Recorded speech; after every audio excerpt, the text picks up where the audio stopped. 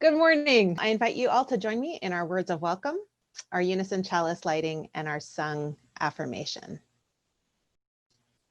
Whoever you are, wherever you've come from, whatever your beliefs, whomever you love, and however bumpy your life's journey, know that you are welcome here.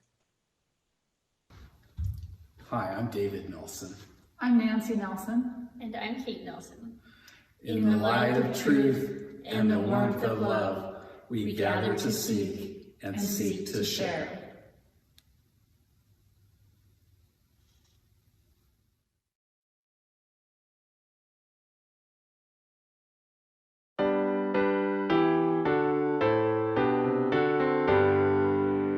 From all that dwell below the skies, let songs of hope and love arise. Let beauty, truth, and good be sung in every land by every tongue.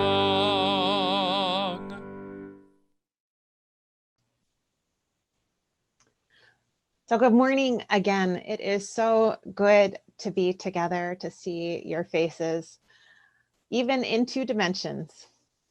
This morning, we're going to reflect together on staying balanced and centered in turbulent times. We certainly have an abundance of turbulent times these days. As part of the service, I'm going to invite you to reflect on various polarities, paired sets of unhealthy extremes that we need to navigate. For example, we might have a line between isolation and overwhelm with a healthy and sustainable interdependence as the balance point. Or imagine an axis that runs from grandiosity or narcissism to shame with healthy self-esteem as the balance point. Later in the service, I'm going to lead you through an exercise where we lay out polarities that are alive and important for us in this moment. If you're a visual person, you might want to make sure that you have a piece of paper and a pen or colored pencils or markers or even crayons handy for when we get to that part of the service.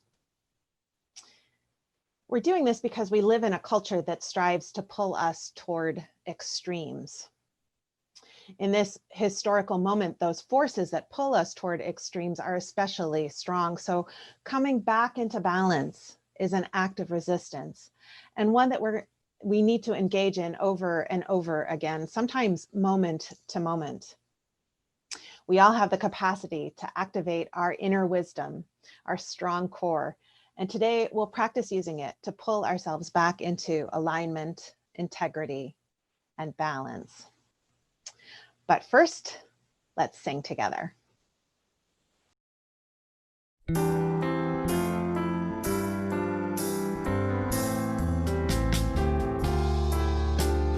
Far beyond the grasp of hands, or light to meet the eye, past the reaches of the mind. There find the key to nature's harmony in an architecture so entwined. Like the birds whose patterns grace the sky and carry all who join in love expanding, the message of peace will rise in flight, taking the weight of the world upon its wings. In the oneness of everything,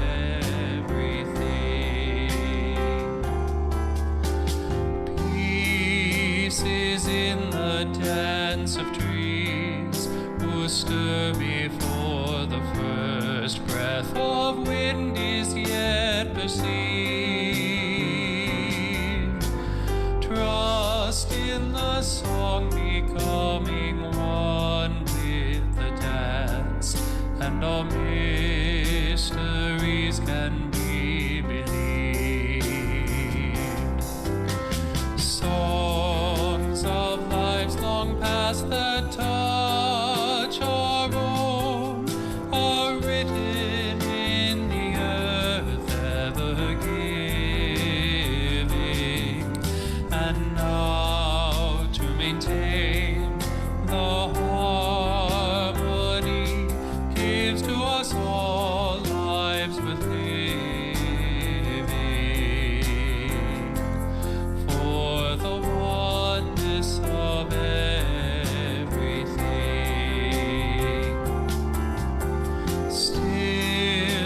we seek to find the truth that we might understand and reduce to terms defined.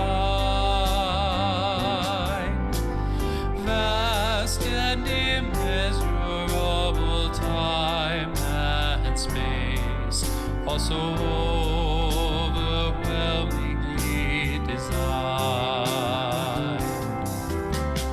Oh, passing years, just might I know the faith that winters in the heart to be reborn in spring, to hear and to feel the pulse of life enters my soul as a song to sing of the oneness of everything.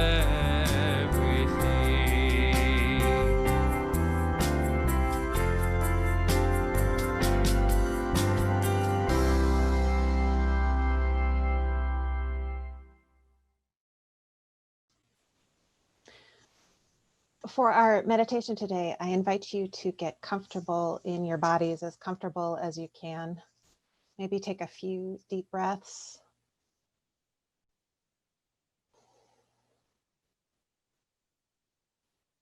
Rock back and forth a bit, and then come to center, the place where you feel balanced and strong. Maybe lean left, then right, and find your center in this plane as well.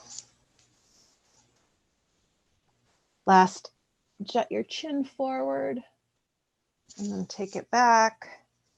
Do that a couple times until you find that spot where your skull is balanced on top of your spine. Shoulders back and down, away from ears. We have this tendency to hunch forward when we're working on electronics or driving. So we want to find a natural, relaxed, balanced, comfortable posture and breathe just a little more. We all have things that pull on us. Obligations, responsibilities, doubts, fears, the past, the future, the endless shoulds and could'ves. It's difficult sometimes to find our balance. We wobble between head and heart, between fear and anger, between frantic activity and utter exhaustion.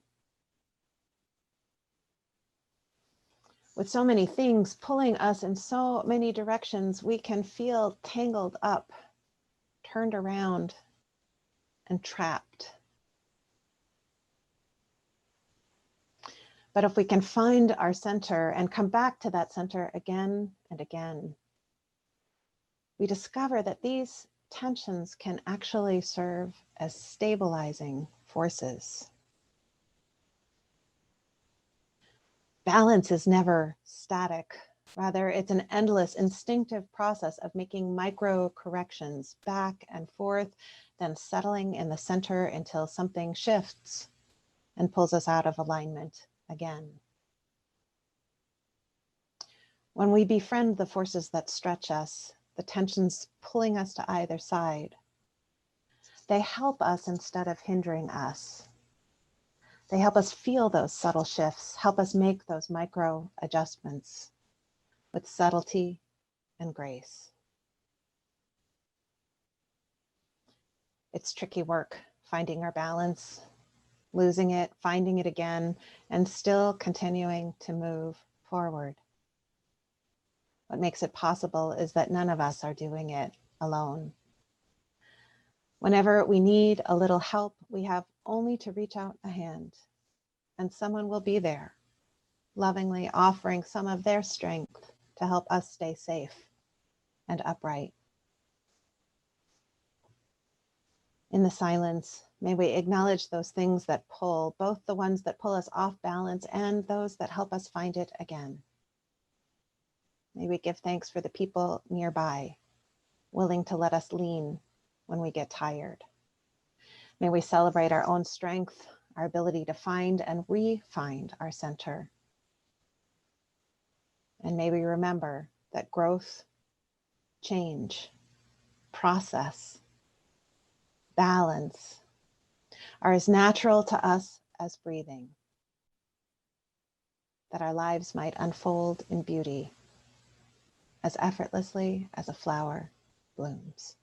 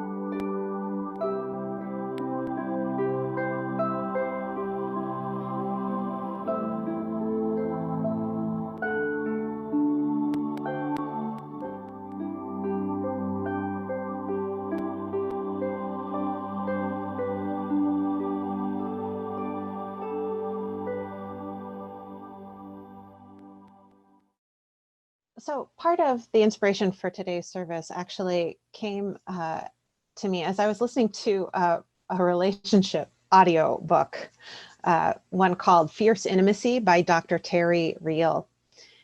And he talks about certain characteristics that he puts on two axes. Could I have the first slide, please? The first slide has to do with how we approach one another.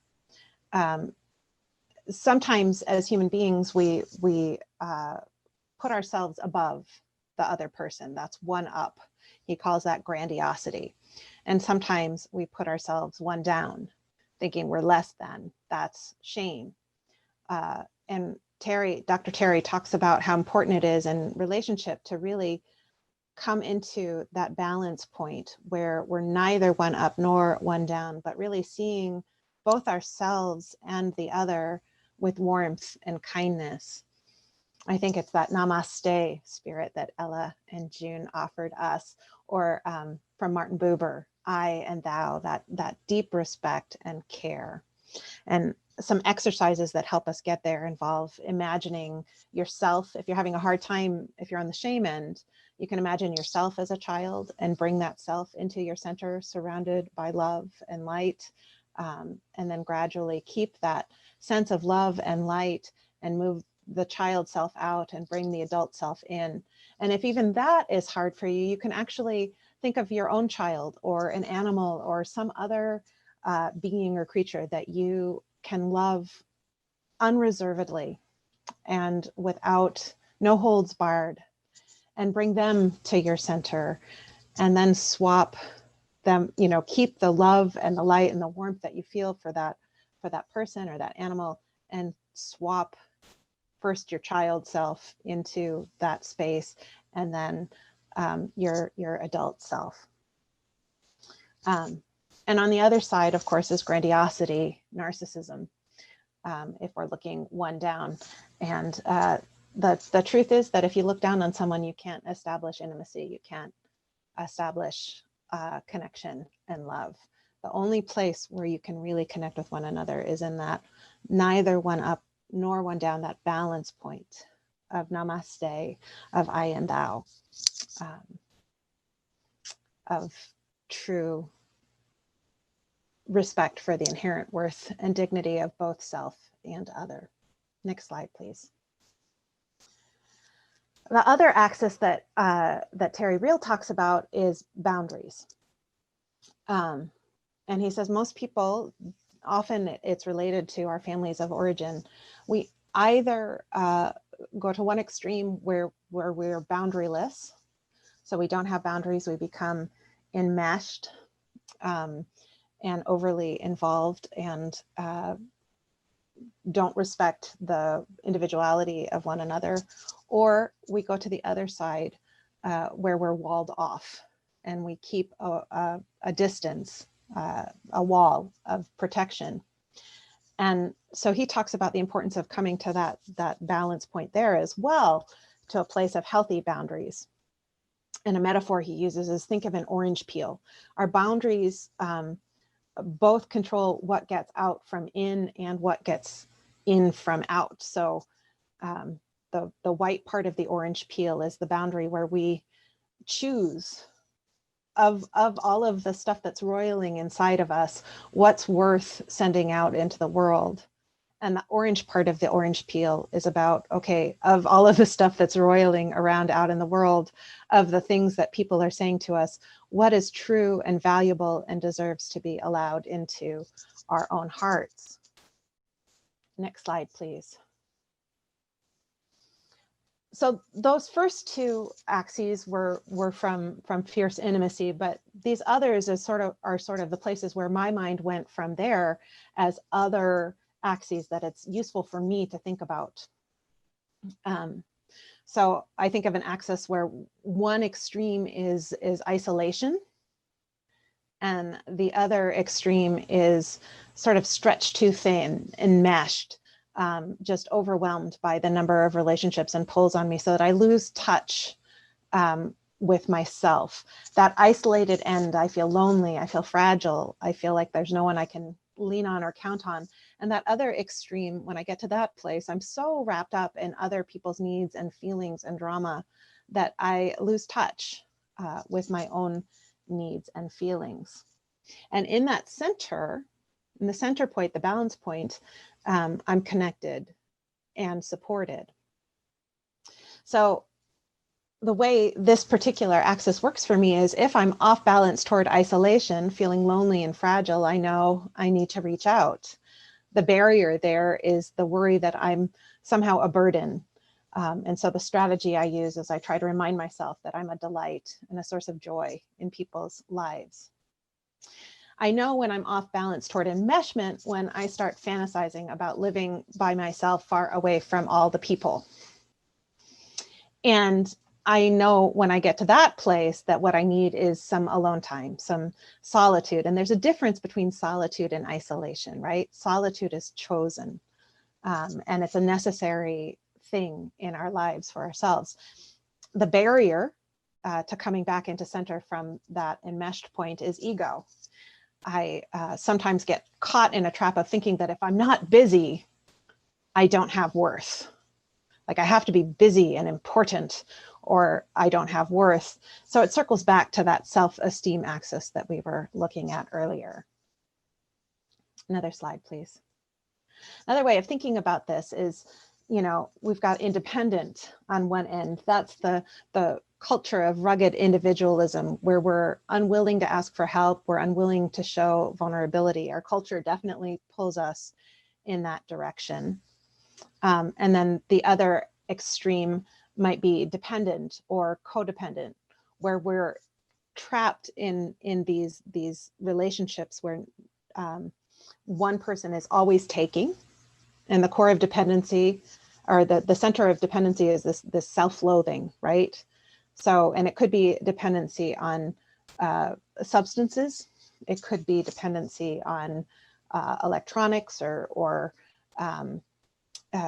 whatever, but it's unhealthy pulling away from the self and dependence on the codependent who's so focused on helping that they're enabling the other instead of empowering them.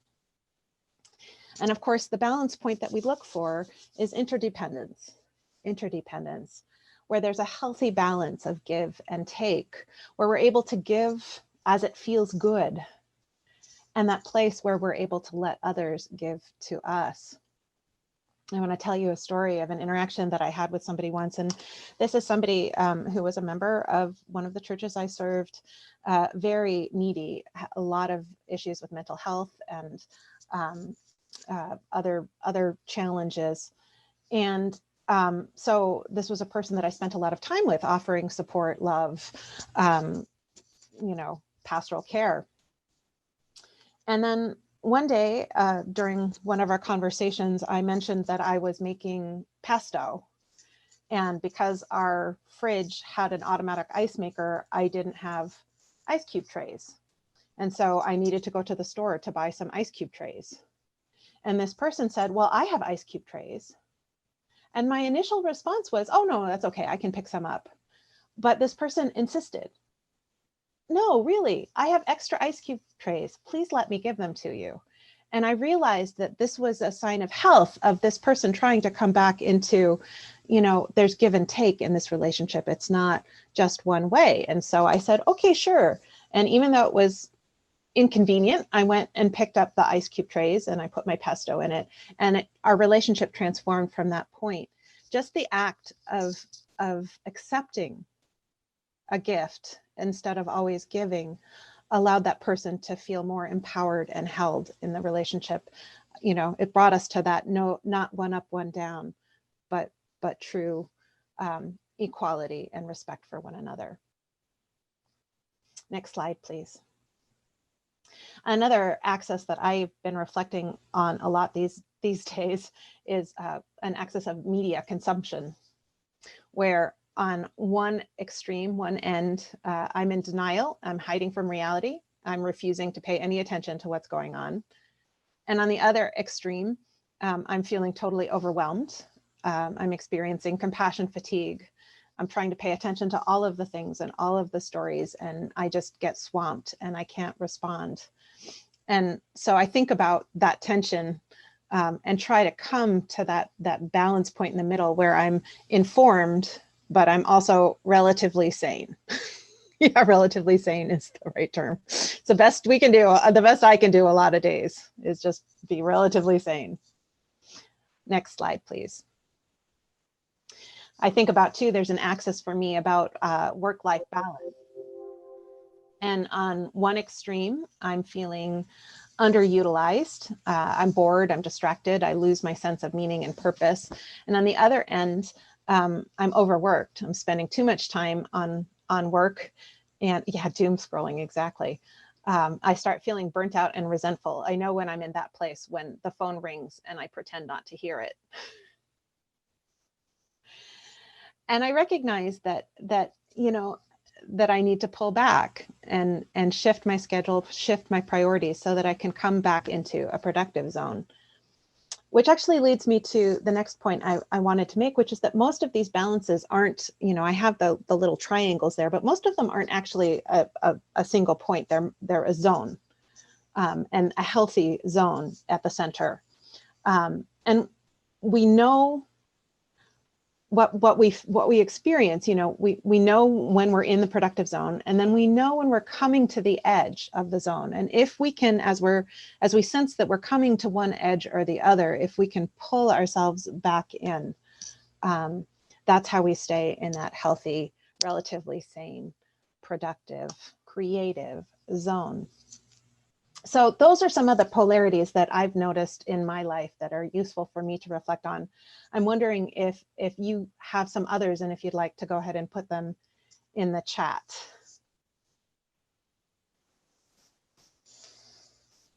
And as you're working on that, I'll invite you to, for each of these polarities, it's worth reflecting on what pulls us toward the unhealthy extremes.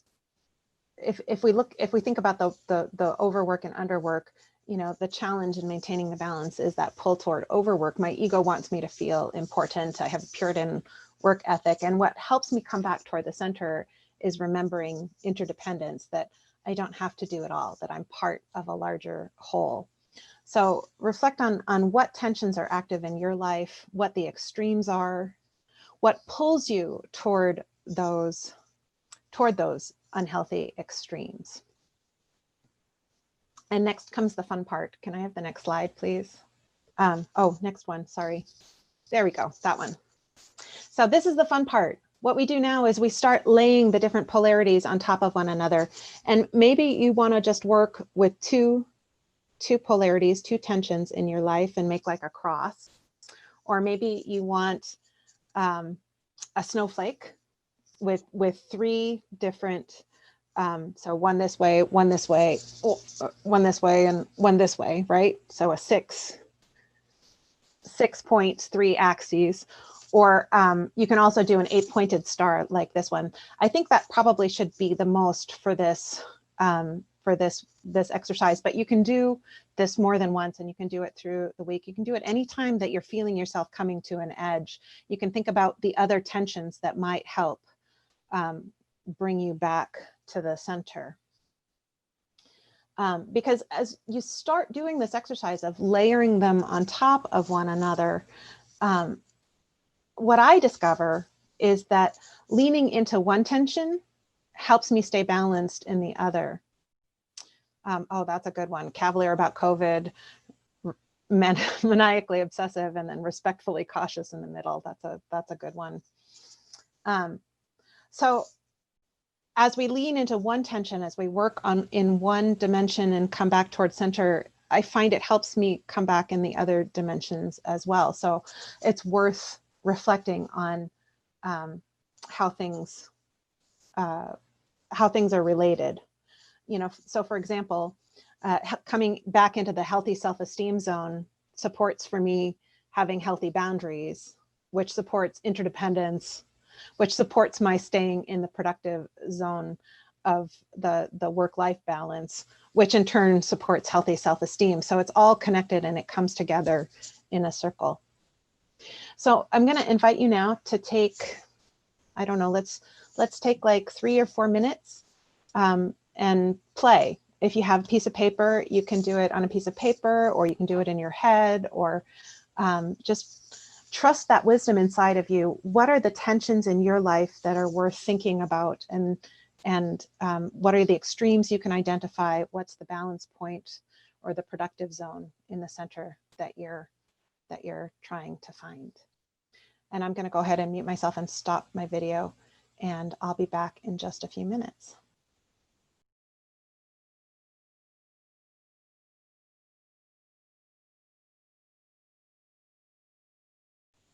So I know you could spend a lot longer on this, and I hope that it's something that's of use to you that you can come back to over time. But of course, what we're creating as we lay these axes, these polarities, one on top of another, are mandalas, right? And as we fill them in, as we create patterns, we find those the balances, and symmetry is not balance.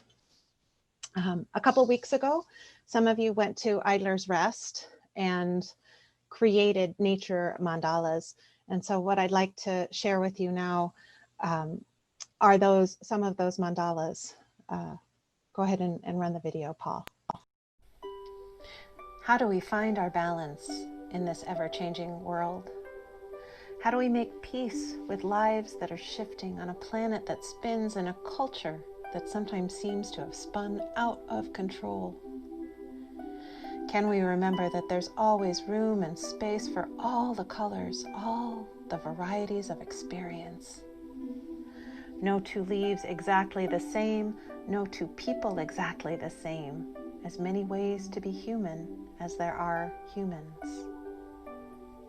Can we give ourselves permission to find and choose our own colors, to discover our true shape, our unique pattern? We look to nature and are reminded that the direction of growth is up and out. We start with the simple, the basic, the things we can't live without. We set them gently in place and protect ourselves from the forces that would scatter our spirits. Then add in embellishments, remembering that death is a part of life and that new life ever emerges out of death. We keep the center sturdy, a strong core that lets us make the adjustments required of us. And we bloom with abundant explosions of creativity and joy. Sometimes we add more colors, we layer it on and wonder at the way the hues enhance one another. Sometimes we turn things on their side and notice the way the chalice flame finds a way to keep burning, even in new directions. It takes time and patience. We don't get to know the pattern at the outset. It only reveals itself over time. Flower, fruit, and seed, bit by bit, we become stone by stone, dot by dot. Nothing forced, nothing fancy. Everything we need already inside us, all around us.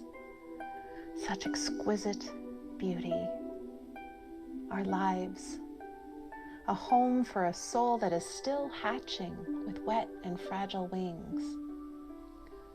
All of it, all of us held in a love so tender and gentle, so soft and accepting and warm.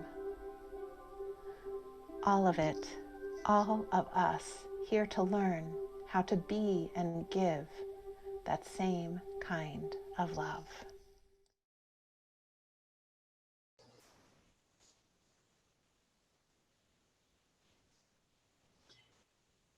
So the nature of life is that there are times when we get stretched out of shape, when we find ourselves outside that healthy zone. And when we get stretched out of shape, we sometimes forget that coming back into center, regaining our balance, is instinctive. It's intuitive. It's effortless. When we overstretch, it tears at the fabric of the world and it keeps us from finding our true shape. So whenever we feel stretched in whatever direction, my prayer is that we learn to stop and breathe and come back to center. And when we're in that center, we can lean into the tensions. We can identify the extremes. We can learn to be familiar with the way that healthy center feels in our body. We identify the things that move us when we need to move. We identify the way it feels in our body when we're at the edge in whatever direction. And we practice engaging in things that pull us back from the edge, back into that middle productive zone. Now, I often overcorrect, so don't worry if you overcorrect. When we physically are finding our balance, there's this sort of back and forth that gradually gets smaller until we settle into stillness, right? Also remember that stillness is only ever temporary. At most, we can hold it for a few breaths. We're not meant to be static. We are in process. So hold the whole concept, your whole self with no judgment, no shame. We all get pulled, and the forces that are acting on us right now are unprecedented.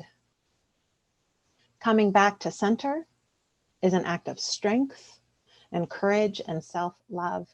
Being right-shaped in this world means we're doing our part. The world doesn't need us to be heroes. It needs us to be fully ourselves with our flaws and gifts and peculiarities are all the rest. It's like, I think about the world as a puzzle or a mandala of infinite complexity and infinite beauty. I come back to my mantra, strong core, soft knees. Strong core, soft knees. Flex and bend. Shoulders back, arms open, heart open, gaze steady, breathing in a posture that affirms that we are all held in love and that we are all holding love out to a hurting world. So be it, and so may it be. Please join me now in singing our closing hymn, Let It Be a Dance.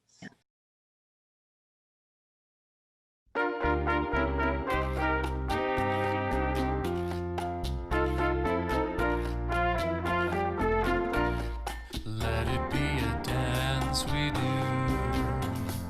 May I have this dance with you through the good times and the bad times too. Let it be a dance. Let a dancing song be heard. Play the music, say the words, and fill the sky with sailing birds. Let it be a dance. Let it be a dance. Let it be a dance. Learn to follow, learn to lead. Feel the rhythm, feel the need. To reap the harvest, plant the seed. Let it be a dance. Let it be a dance we do. May I have this dance with you through the good times and the bad times too. Let it be a dance. Everybody turn and spin. Let your body learn to bend. And like a willow with the wind, let it be a dance. Let it be a dance. Let it be a dance. A child is born, the old must die. A time for joy, a time to cry. Take it as it passes by. Let it be a dance. Let it be a dance we do. May I have this dance with you through the good times and the bad times too. Let it be a dance. Morning morning star comes out at night. Without the dark there is no light. If nothing's wrong, then nothing's right. Let it be a dance, let it be a dance, let it be a dance. Let the sunshine, let it rain. Share the laughter, bear the pain. And round we go again. Let it be a dance.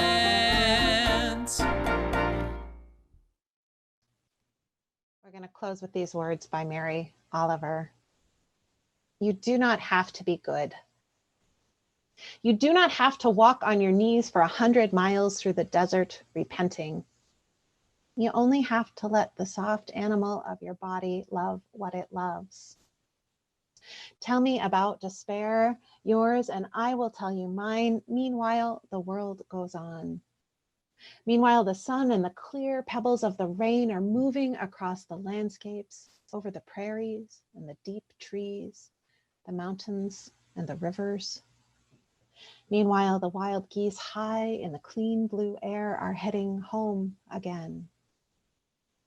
Whoever you are, no matter how lonely, the world offers itself to your imagination, calls to you like the wild geese, harsh and exciting, over and over, announcing your place in the family of things.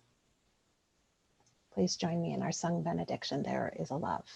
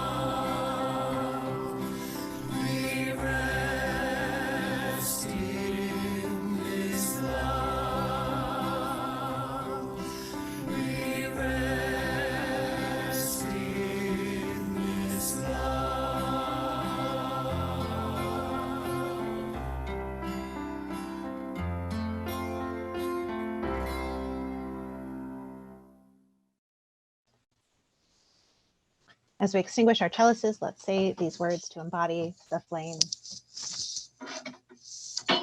We extinguish these chalices that they might glow gently in our hearts. May they light our paths as we leave this place. May they guide our way until we are together again. Oh, beloveds, we're in for it now. It's going to be a rough few weeks. It's going to be a rough few months. But I have faith in you. I have faith in us. Above all, I have faith in love. And if that word makes you feel squidgy, get over it, because we need love right now more than anything else. Amen and blessed be.